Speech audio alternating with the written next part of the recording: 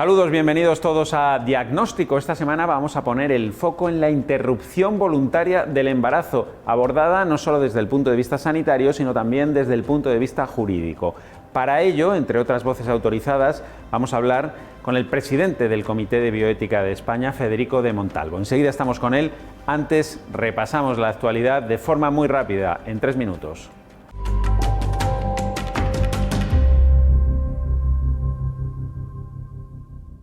Este miércoles se celebra el Día Mundial de la Salud, que viene marcado por la epidemia de COVID-19, que deja ya más de 131 millones de contagiados y casi 3 millones de fallecidos en todo el mundo. La pandemia ha puesto de manifiesto, una vez más, la desigualdad en el acceso a la sanidad en el planeta. Así, por ejemplo, cuando los países occidentales ya habían inyectado el primer millón de vacunas, en todo el continente africano solo se habían administrado 25 dosis. Actualmente, y gracias al Mecanismo Internacional de Ayuda COVAX, se han distribuido 32 millones de vacunas en 70 países subdesarrollados o en vías de desarrollo, muy lejos de las cifras del primer mundo. Y es que, según datos de la Organización Mundial de la Salud, la mitad de la población mundial carece aún de acceso a los servicios de salud esenciales y hay 100 millones de personas en el planeta a los que asumir los gastos sanitarios les aboca a la pobreza.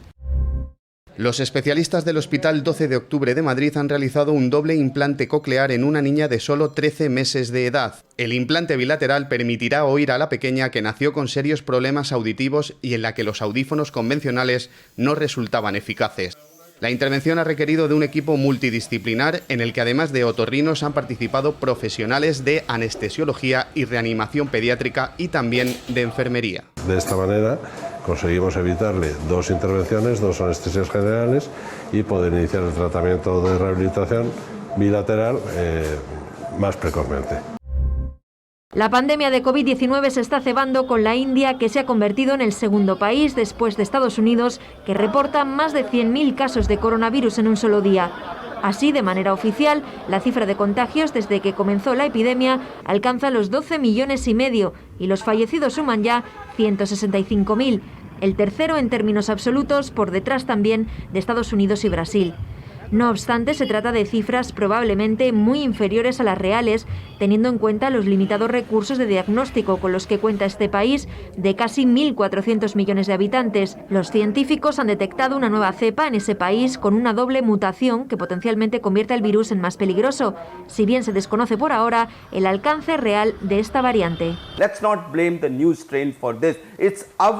No vamos a culpar a la nueva cepa del ascenso en los casos. Los responsables somos nosotros mismos con nuestros comportamientos inapropiados, por lo que creo que todo el país debe entender esto y empezar a tomar medidas desde ahora mismo. No salir de casa si no es indispensable, evitar reuniones en espacios cerrados, mantener la distancia interpersonal y nunca salir a la calle sin la mascarilla. Never step out of your house without a mask.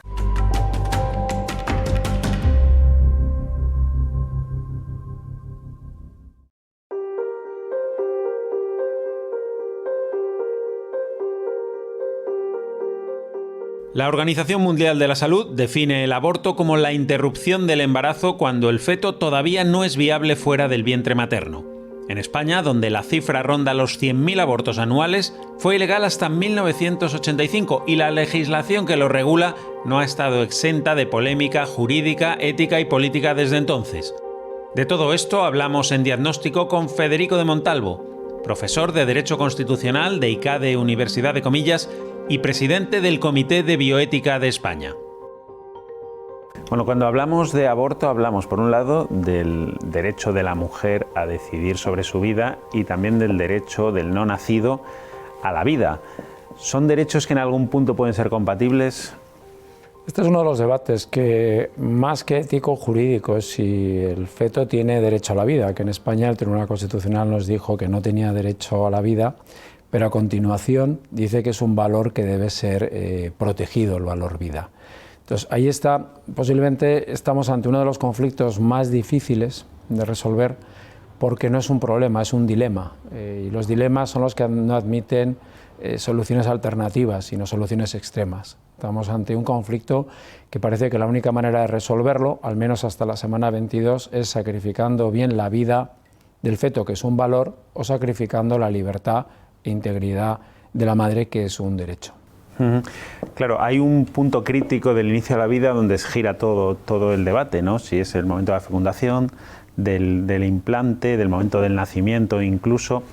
¿Cuál es la posición del Comité de Bioética español al respecto? La posición del Comité de Bioética, y yo creo que la posición más sensata en un plano ético y jurídico, es que no es muy relevante situar cuál es el momento, porque todos los momentos son importantes. Estamos hablando de una formación de un individuo que para ser ese individuo, ese ser nacido, tiene que pasar por unas fases. Si cualquiera de las fases es eliminada o queda desprotegida, ese individuo no va a nacer. Por lo tanto, yo creo que ese debate a veces es algo falso. Lo importante es proteger la vida, y si protegemos la vida, incluso al ser nacido, tenemos que protegerla en todas las fases científicas y biológicamente indispensables para nacer. El aborto es legal en España desde el primer día de embarazo y hasta la semana 22. Vamos a ver qué ocurre durante ese tiempo en el cuerpo de una mujer embarazada.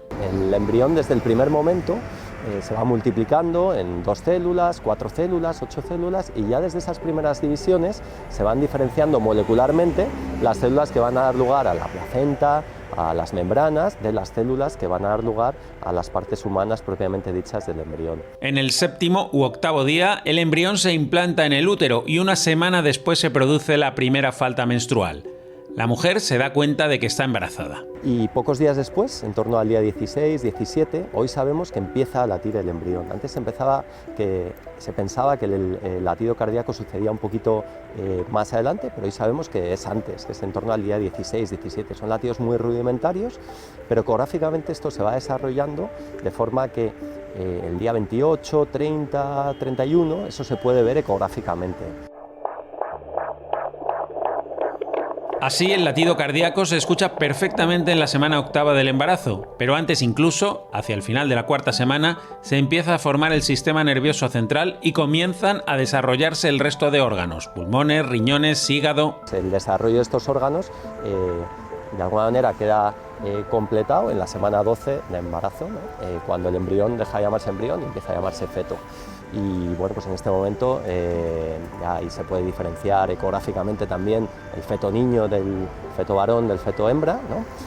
La ecografía que llamamos nosotros del primer trimestre. El parto llega a las 40 semanas de embarazo, si bien ya desde la 23 o 24 los neonatólogos son capaces de sacar adelante niños que nacen de forma prematura.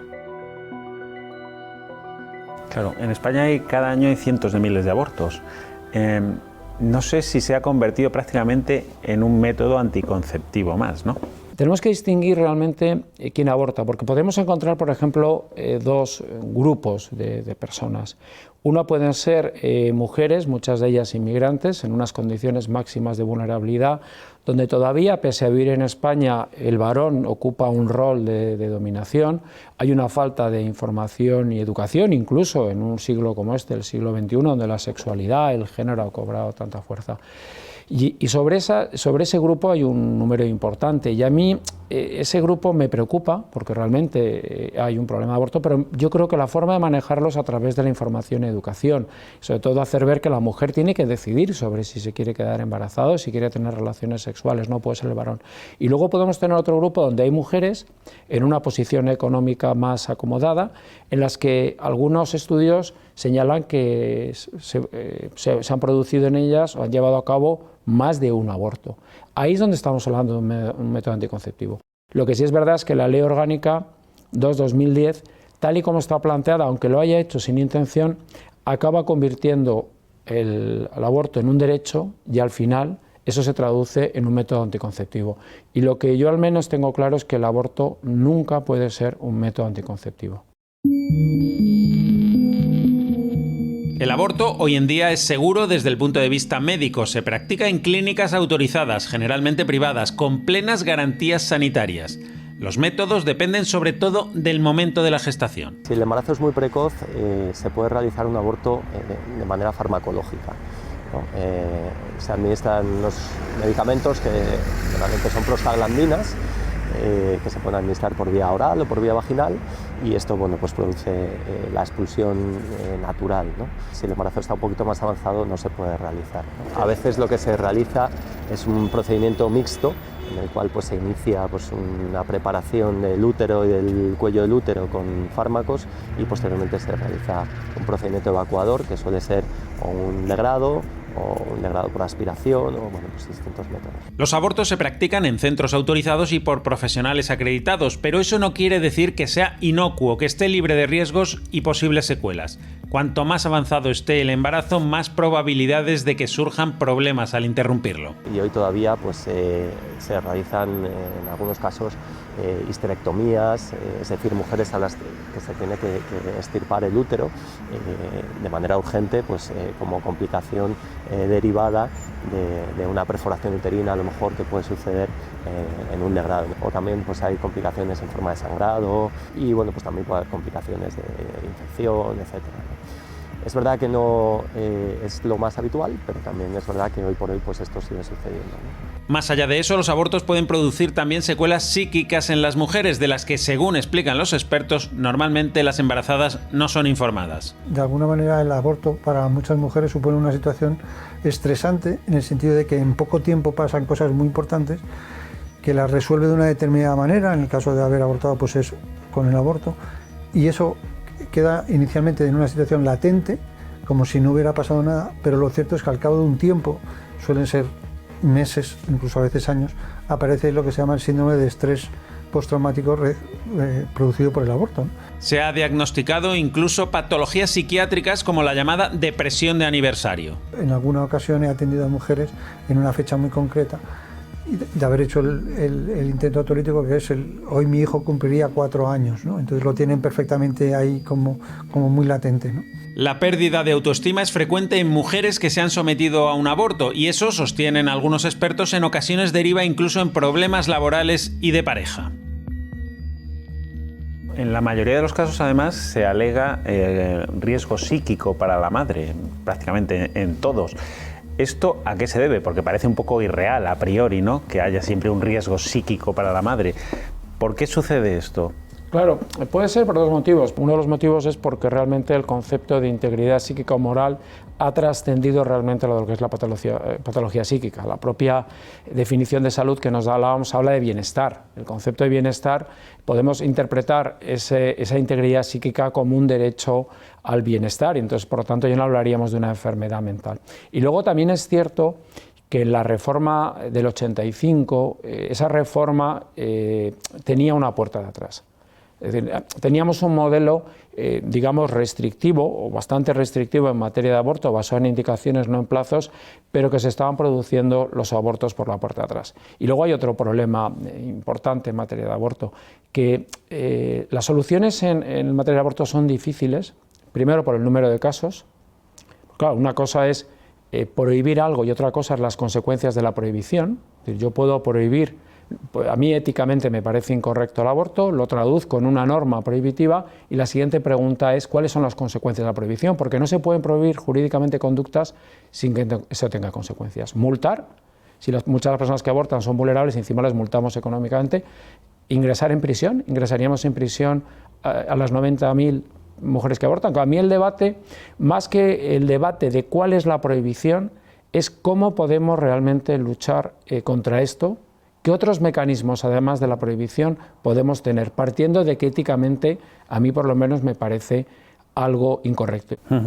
Volviendo al caso español, ahora mismo en el debate está la posibilidad de que las menores de 16 años aborten sin consentimiento paterno. ¿Esto jurídicamente qué recorrido tiene? ¿Qué encaje constitucional puede tener? Yo creo que un médico no está jurídicamente habilitado, incluso diría éticamente, para decidir cuándo realmente existe un conflicto y él permitir que una menor aborte. El garante de los derechos de la menor y los padres cumplen un papel esencial en la protección de la menor porque tienen deberes y por lo tanto tienen que tener derechos, es un juez. El artículo 15 de la Constitución establece que todos tienen derecho a la vida. En 1985 se limitó por primera vez en España este derecho en lo referente al nasciturus, al que está por nacer. Aquel año se aprobó la ley orgánica que despenalizaba el aborto en 3 supuestos: el criminológico, la violación, con un límite de 12 semanas de embarazo, el supuesto eugenésico, malformaciones físicas o psíquicas del feto, autorizado hasta las 22 semanas, y el supuesto terapéutico, el riesgo grave para la salud física o mental de la mujer embarazada, este sin limitación temporal. Todo el tiempo que han estado en vigor esta ley, digamos que el mayor supuesto que se ha utilizado siempre ha sido el grave perjuicio para la madre, por dos razones. Es muy difícil poder demostrar que no te suponga un perjuicio, y luego es el supuesto más amplio. El Tribunal Constitucional, que tuvo que pronunciarse sobre esa ley, estableció que los derechos de la mujer no pueden tener primacía absoluta sobre la vida del nasciturus. Por eso, exclusivamente autorizó 3 supuestos. En el resto de casos, el aborto seguía siendo un delito. En 2010 se aprobó la ley actual y la cuestión cambió. La conocida como Ley de Plazos eliminan los supuestos, por lo que el único requisito para abortar en España es el deseo de la madre, con el límite temporal de las primeras 14 semanas de embarazo y las 22 semanas en el caso de malformaciones en el feto. El aborto pasa de ser un delito despenalizado en 3 supuestos a un derecho de la mujer. Sí, es que se llama el derecho a la salud reproductiva e interrupción voluntaria del embarazo, pero la ley lleva el primer parte, que es el derecho a la salud sexual. O sea, la ley no se llama ley de interrupción voluntaria, tiene un nombre primero y se le considera como un derecho. La ley plantea numerosas dudas en cuanto a su encaje constitucional. De hecho, fue recurrida por el Partido Popular en junio de 2010, pero el Tribunal Constitucional aún no se ha pronunciado. El asunto está en un cajón desde hace más de una década. Le llaman el recurso dormido. Cuando un grupo de diputados y senadores, más de 50, entienden que una ley que se ha aprobado en España es inconstitucional, presentan un recurso de inconstitucionalidad. Durante estos más de 10 años de silencio del Tribunal Constitucional se han practicado en España alrededor de 1 millón de abortos. Pero ¿no resulta un poco paradójico que se esté intentando ahora reformar una ley que está en el tejado del Tribunal Constitucional sin resolverse desde hace 10 años? Aquí sí que creo que no es que esté en el tejado, yo creo que es que está en el desván. Realmente el Tribunal Constitucional tiene enfrente un caso muy complejo. Hubo algún elemento que permitía, algún hecho que permitía al Tribunal Constitucional dilatar la resolución, pues que fue la pretendida reforma, el anteproyecto del ministro Ruiz Gallardón. Pero actualmente no entiendo bien las razones, porque estamos hablando del último caso. Hace poco nos decía el año pasado las noticias del propio Tribunal Constitucional que quedaban 2 casos pendientes y que uno se iba a resolver ya, por lo tanto solo queda uno pendiente. Yo creo que sería bueno saber si el Tribunal Constitucional va a mantener su doctrina del 85, por tanto la ley sería inconstitucional, o va a declarar, no manteniendo la doctrina del 85, la ley inconstitucional. Yo, de hecho, he sostenido públicamente que creo que la ley es parcialmente inconstitucional. ¿En España ahora mismo una mujer tiene todas las garantías cuando decide abortar o para tomar esa decisión? ¿Y esas mismas garantías amparan también al no nacido? Hoy por hoy garantías tienen porque se ha convertido en una prestación, es un acto difícil, pero que se ha rodeado de unas garantías y que por tanto es una prestación que le da el sistema público. Lo que ocurre es que hay el que queda completamente al margen de garantías, es ese valor, si admitimos que el feto no tiene derecho a la vida, pero al menos es un valor, la vida, ese valor que significa el feto. ¿Por qué? Y por eso yo creo que la ley española, y lo digo desde un plano jurídico, vuelvo a decir, no ideológico, es inconstitucional. El problema en España es que la mujer puede abortar en las 14 primeras semanas y ahí lo único es que tiene que ir a una consulta médica donde se le va a dar una información neutra sobre sus alternativas. No una información orientada, como dicen los alemanes, a proteger al feto. Por lo tanto, para mí el mecanismo español o el sistema español de aborto en las 12 primeras semanas es inconstitucional, porque no introduce una garantía de protección del feto como se ha hecho en Alemania. Por tanto, podemos decir que la mujer goza de todas las garantías, siendo una situación extraordinariamente dura, vitalmente durísima, pero el feto ahora mismo, con el sistema actual, queda absolutamente desprotegido. Leire Navaridas pasó por un aborto inducido hace años, vivía fuera de España, la relación con su pareja estaba en crisis y se quedó embarazada. El que yo decidiera finalmente optar por el aborto fue, por un lado, porque se me presentó como una solución que yo vi como buena, viable, positiva, y también porque yo ya previamente venía con la idea de que ser madre es un marrón.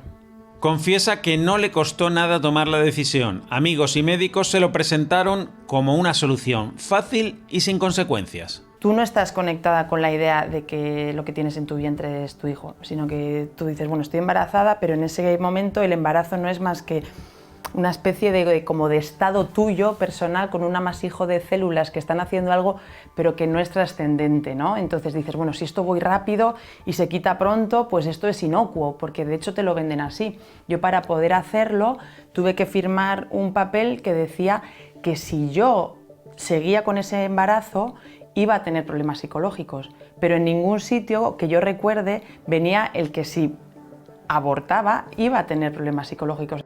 Leire guardó lo sucedido en lo más profundo de su subconsciente. El tema se volvió tabú, pero fue en vano, acabó aflorando. Y cuando salió como una bomba, porque sí que es verdad que no me lo esperaba, pero de alguna forma estaba preparada para asumir todo lo que te viene, porque lo que te viene es un dolor muy desgarrador, es un dolor que te desgarra en todos los niveles. Y si me dieran la oportunidad, pues sacaría ese hijo en las circunstancias que fuesen, pero yo ya no tendría el dolor, porque digamos que yo ya no me culpo, yo ya no me condeno como que soy lo peor, una mujer cruel, sin corazón y desalmada, como si he podido estar mucho tiempo y buscando el castigo de alguna forma, ¿no? Porque no te lo perdonas, sino que dices, bueno, pues hay una vida y hay que salvarla. Y hay veces que salvar la vida pues no te viene muy bien. Leire tuvo un segundo aborto, este natural, y después nació su hijo, que es su máxima alegría. Por eso se define a sí misma como madre de 3, 2 hijos que no llegaron a nacer y uno que sí.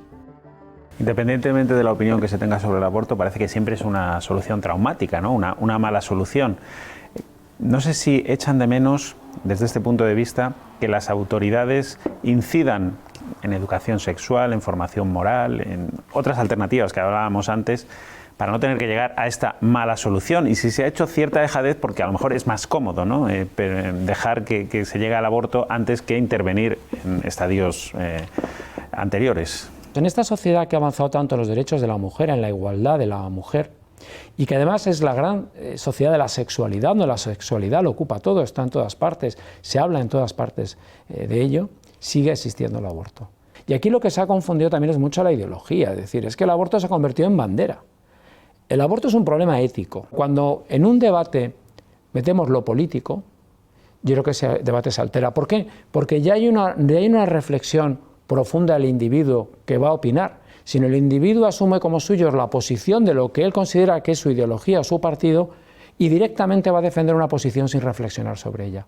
Esa es la pena. En un debate tan rico, la reflexión se diluye en favor de la política, en favor de unos criterios de opinión preconfigurados por el propio bando político, ya sea de izquierdas o ya sea de derechas.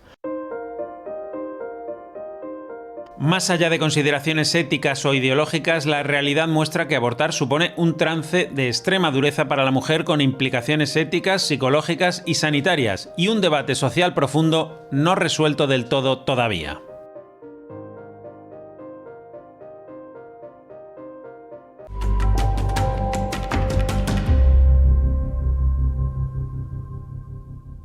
Continuamos adelante en Diagnóstico. Vamos ahora a conocer el día a día de una asociación, la Fundación Madrina, que se dedica a ayudar a madres solteras que atraviesan dificultades económicas para que puedan continuar adelante con su embarazo.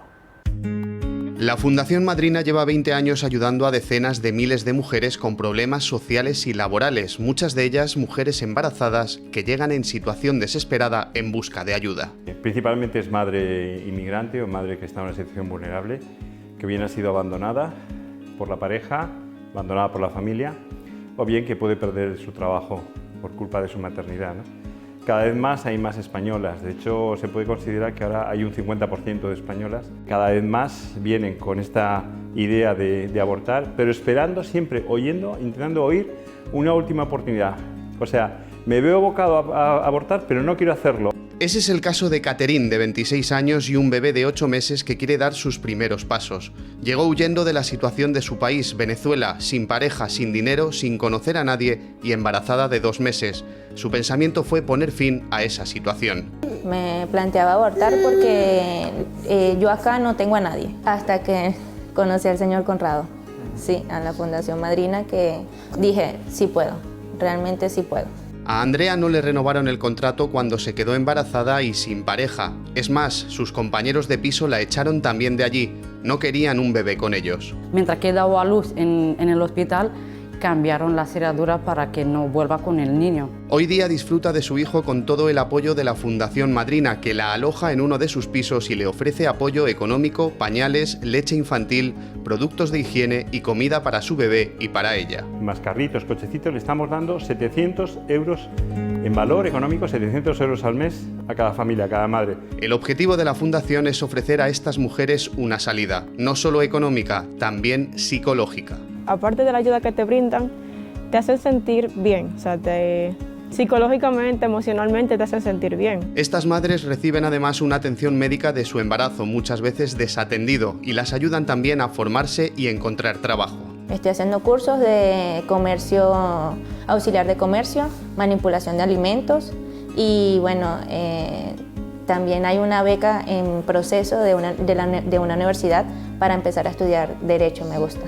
La pandemia ha agravado la situación laboral y económica de muchas familias y muchas mujeres, y cada vez más se ven abocadas a recurrir al aborto ante la falta de alternativas como las que ofrece la Fundación Madrina.